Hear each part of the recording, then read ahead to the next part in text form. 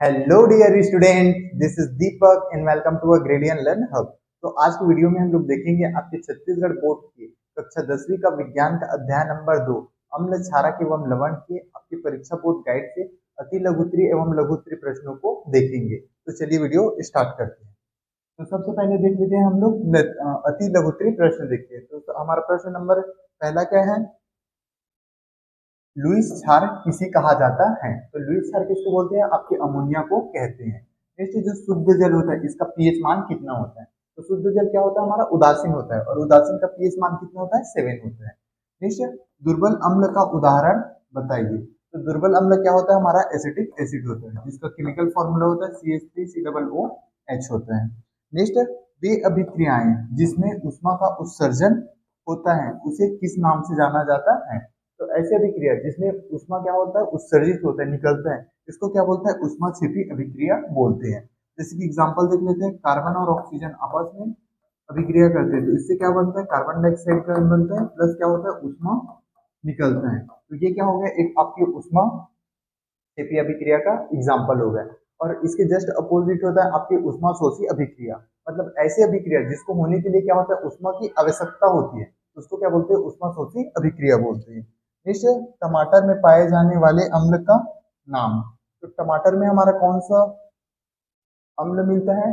तो मौलिक अम्ल। तो ये क्या है? हमारा रॉन्ग आंसर है। मौलिक नहीं होता है, ये हमारे सेब में मिलता है। इसमें क्या होता है हमारे टमाटर में? ऑक्जेलिक ऑक्जेलिक अम्ल होता है हमारे टमाटर में, तो इसको करेक्ट कर लीजिएगा। नेक्स्ट पीएच मान क्या है? तो पीएच मान किसको बोलते हैं? किसी विलयन का पीएच मान हाइड्रोजन आयनों की ग्राम प्रति लीटर में सांद्रता ऋणात्मक लघु गुणक होता है। अब देखिए डेफिनेशन क्या लग रहा है आपको? बहुत ज्यादा डिफिकल्ट लग रहा है, तो इसको आसान भाषा में देख लेते हैं। पीएच मान किसको बोलते हैं? तो किसी भी विलयन जो क्या करेगा, कितना H plus ion hydrogen ion दे सकते हैं उसकी सांद्रता को ही क्या बोलते हैं? आपका पीएच वैल्यू बोलते हैं। तो इसी को बोल रहे हैं कि H प्लस आयन प्रति लीटर में, 1 लीटर या फिर प्रति ग्राम में वो कितना दे सकते हैं H प्लस आयन, उसको सिंपल से वर्ड में क्या बोलेंगे? आपका पीएच मान बोलेंगे। और ऋणात्मक लघु गुणक क्यों बोल रहे हैं? क्योंकि जैसे जैसे पीएच मान बढ़ता है तो उसका जो अम्लीता होता है वो कम होता है, और अम्लीता कम होता है मतलब H प्लस आयन कम देता है, इसीलिए क्या होता है? ये आपका ऋणात्मक लघु गुणक होता है। नीचे देख लेते हैं प्रश्न नंबर 2। तो प्रश्न नंबर 2 क्या है हमारा? अम्ल तथा क्षार की प्राकृतिक स्रोतों का नाम बताइए। तो अम्ल का प्राकृतिक स्रोत क्या होता है? इमली। इमली में होता है आपका टार्ट्रिक एसिड होता है, और टार्ट्रिक अम्ल होता है। सेब में आपका मैलिक अम्ल होता है, टमाटर में आपका ऑक्जेलिक अम्ल होता है, और सिरका में आपका एसिटिक अम्ल होता है। जैसे क्षार क्या होता है? चूना, खाने के सोडा और कपड़ा धोने के सोडा, इन सभी में क्या होता है? आपका क्षार होता है। ठीक है। भोज्य पदार्थों में पाए जाने वाले किन्हीं 2 अम्लों के नाम बताना है। तो ये क्या होगा? सिंपल सा इमली। इमली में क्या होता है? हमारा टार्ट्रिक अम्ल होता है। और सिरका, सिरका में क्या होता है? हमारा हमारा एसिटिक अम्ल होता है। नेक्स्ट देख लेते हैं प्रश्न नंबर 4। तो प्रश्न नंबर 4 क्या है हमारा? घ्राण या फिर गंध सूचक के द्वारा अम्लों तथा क्षार का पहचान कैसे किया जाता है? देखो घ्राण सूचक क्या होता है? जिसमें हम लोग सूंघ कर पता करते हैं कि वो कोई जो भी सब्सटेंस है, कोई भी जो वस्तु, वो क्या है? आपका अम्ल है या फिर क्षार है करके। अगर गंध खट्टा है तो क्या हो जाएगा? वो पदार्थ अम्ल हो जाएगा। अगर हल्का जो गंध है वो हल्का क्या हो जाएगा? आपका कड़वा है, जो भी पदार्थ रहेगा वो क्या रहेगा? हमारा क्षार रहेगा। तो इस प्रकार से हम लोग तो प्रश्न नंबर 5 क्या है हमारा? ताजे दूध का पीएच मान 6 है तो दही बन जाने पर इसके पीएच मान में क्या परिवर्तन होगा? देखो जो भी दूध है उसका शुद्ध दूध का पीएच मान क्या है? आपका 6 है। अब जब वो दही बन जाएगा मतलब वो क्या हो जाएगा? ज्यादा खट्टा हो जाएगा। ज्यादा खट्टा हो जाएगा मतलब वो क्या हो जाएगा? ज्यादा अम्ली हो जाएगा। और अम्ली होने से क्या होता है? कोई भी जो पदार्थ है उसका पीएच मान क्या हो जाता है? कम हो जाता है। उसी को बोल रहे हैं। अच्छा ऐसे होगा जब दही बन जाएगा तो ये अधिक खट्टा हो जाएगा, जिससे इसका पीएच मान क्या हो जाएगा? सिंपल सा कम हो जाएगा। नेक्स्ट हमारा क्वेश्चन क्या है? अचार को तांबे या एल्यूमिनियम के बर्तन में क्यों नहीं रखा जाता? अब देखो अगर हम लोग देखेंगे तो जो हमारा अचार है, अचार क्या होता है? एक हमारा अम्ल होता है, और जो अम्ल होता है ये क्या करता है? धातु के साथ अभिक्रिया करके आपका समझ सकते हैं जहरीला पदार्थ बना देता है। तो वो क्या होता है? आपके स्वास्थ्य के लिए हानिकारक होता है, इसलिए इसको किसमें नहीं रखते? आपके तांबे या फिर एल्यूमिनियम के बर्तन में नहीं रखते। तो इसी का आंसर देख लेते हैं। तो क्या बोल रहे हैं हमारा? अचार एक अम्ल होता है और ये क्या करता है? तांबे या फिर एल्यूमिनियम के साथ बर्तन के साथ क्रिया करके लवणीय पदार्थ बना देता है, और ये क्या है? आपके स्वास्थ्य के लिए हानिकारक होता है। इसलिए क्या करते हैं? जो भी आपका अचार है उसको आपके तांबे या फिर एल्यूमिनियम के बर्तन में नहीं रखते। नेक्स्ट प्रश्न है हमारा प्रश्न नंबर 7। तो प्रश्न नंबर 7 क्या है, मध्याह्न भोजन करते समय थोड़ा सा सब्जी कुसुम के कपड़े पर गिर गया, घर जाकर उसने साबुन लगाया तो कपड़ा का रंग लाल हो गया, तो इसका कारण हमें बताना है।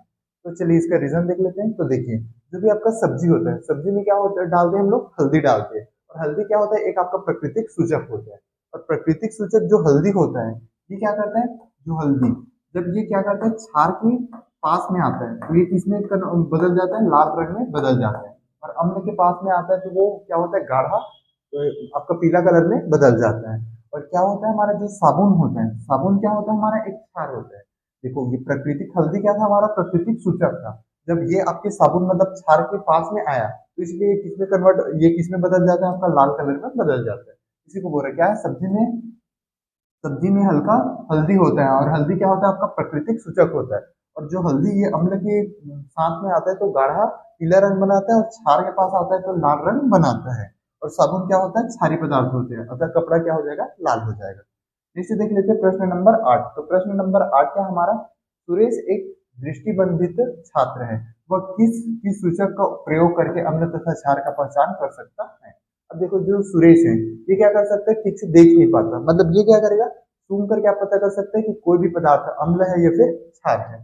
तो इसमें क्या हो जाएगा, सुरेश दृष्टिबंधित का छात्र है, अतः ध्यान में फिर सूंघ कर क्या कर सकता है, ये अम्ल और क्षार का पहचान कर सकता है।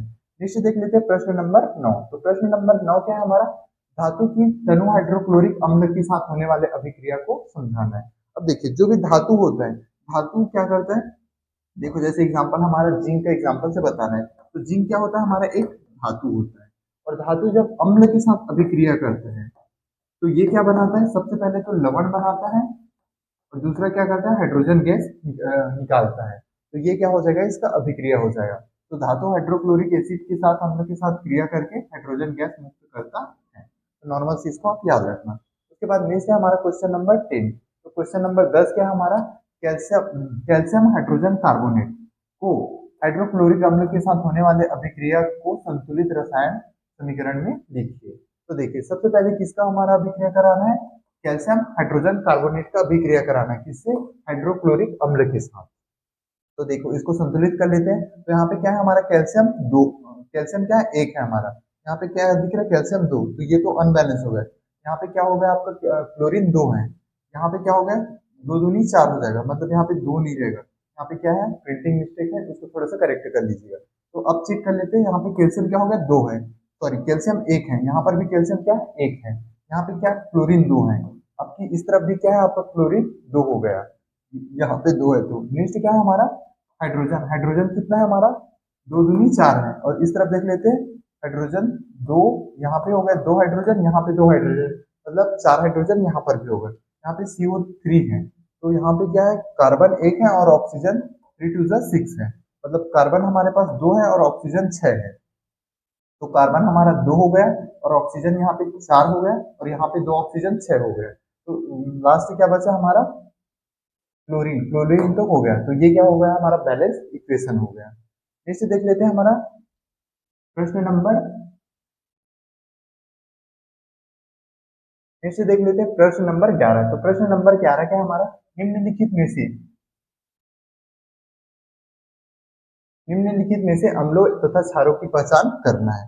तो अम्ल, तो आपका अम्ल कौन कौन सा होगा, जो आपका नाइट्रिक अम्ल होता है और हाइड्रोक्लोरिक, ये दोनों क्या हो जाएगा, अम्ल हो जाएगा। और सोडियम कार्बोनेट और कैल्शियम हाइड्रोक्साइड क्या हो जाएगा, ये हमारा सिंपल सा क्षार हो जाएगा। नेक्स्ट देख लेते हैं प्रश्न नंबर 12। तो प्रश्न नंबर 12 क्या है, सल्फ्यूरिक अम्ल प्रबल अम्ल है तथा आपका अमोनिया हाइड्रोक्साइड दुर्बल क्षार है, तो समझाइए। तो सबसे पहले देखना पड़ेगा जो प्रबल अम्ल और दुर्बल क्षार होता क्या है। तो प्रबल अम्ल किसको बोलेंगे, ऐसे अम्ल जो जल में घुलकर अधिक मात्रा में H+ आयन देते हैं, उसको सिंपल से क्या बोलते हैं, प्रबल अम्ल बोलते हैं। और दुर्बल क्षार किसको बोलते हैं, जो आपके जल में घुलकर कम मात्रा में हाइड्रोक्सिल आयन मतलब OH- आयन देता है, उसको क्या बोलते हैं, दुर्बल क्षार बोलते हैं। तो ये सेम क्या हो जाएगा, जो सल्फ्यूरिक अम्ल है वो जल में घुलकर क्या करता है, अधिक मात्रा में H+ आयन देता है, इसलिए उसको क्या बोलते हैं, प्रबल अम्ल बोलते हैं। जबकि आपका जो अमोनियम हाइड्रोक्साइड है, ये जल में घुलकर क्या करता है, कम मात्रा में OH- आयन देता है, इसलिए इसको क्या बोलते हैं, आपका दुर्बल क्षारक बोलते हैं। इसी को बोल रहे हैं सल्फ्यूरिक अम्ल आसानी से पानी के संपर्क में आता है तो H+ आयन मुक्त करता है, अतः यह प्रबल अम्ल होगा। जबकि जो अमोनियम हाइड्रोक्साइड है, ये बहुत कम मात्रा में OH- हाइड्रोक्सिल आयन देता है, इसलिए ये क्या होगा, सिंपल सा आपका दुर्बल क्षार होगा।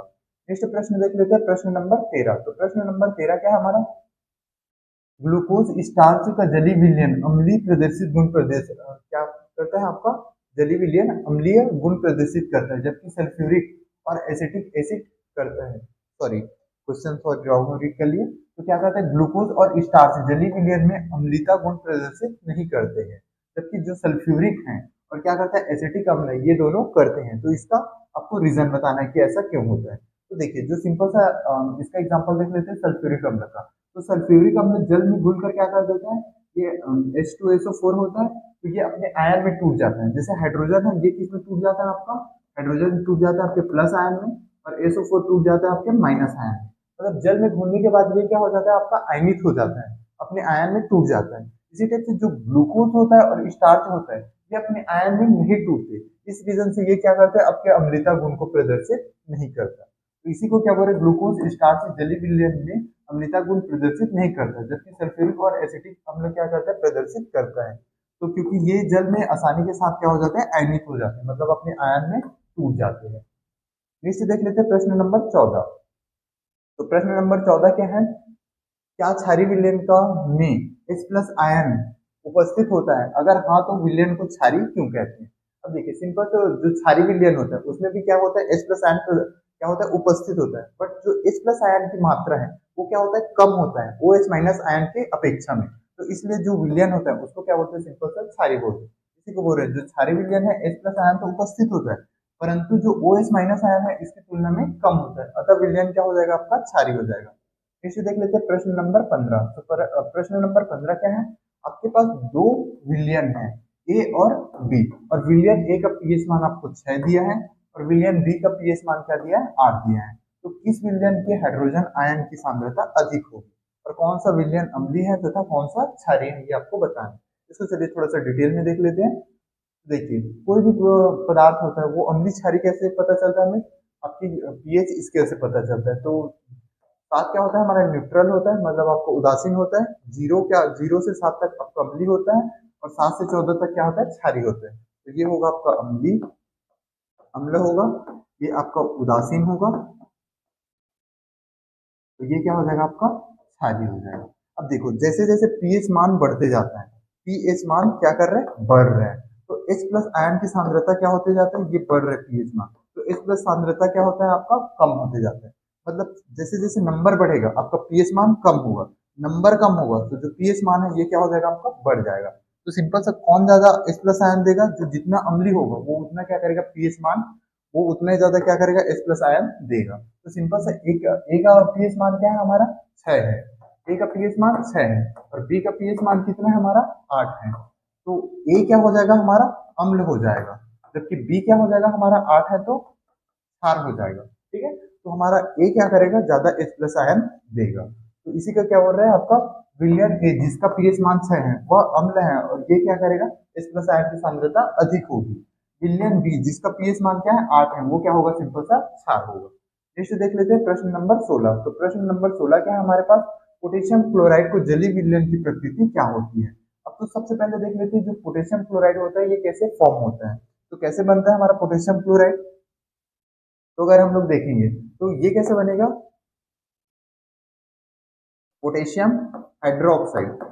पोटेशियम हाइड्रोक्साइड क्या करेगा, जब ये हाइड्रोक्लोरिक अम्ल के साथ अभिक्रिया करेगा तो इससे क्या बनेगा हमारा, पोटेशियम क्लोराइड बनेगा।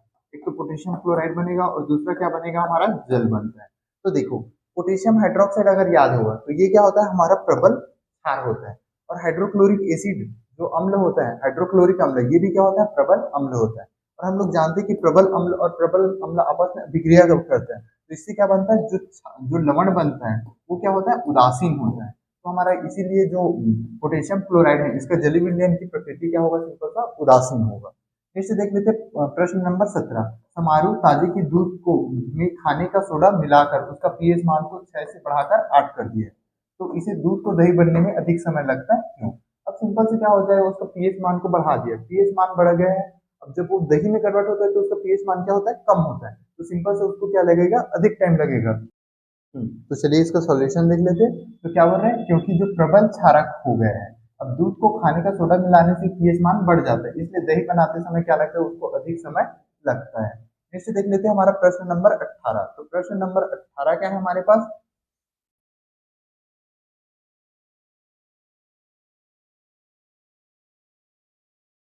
तो प्रश्न नंबर 18 हमारे पास, धातु के साथ अम्ल की अभिक्रिया होने से सामान्यतः कौन सी गैस निकलती है।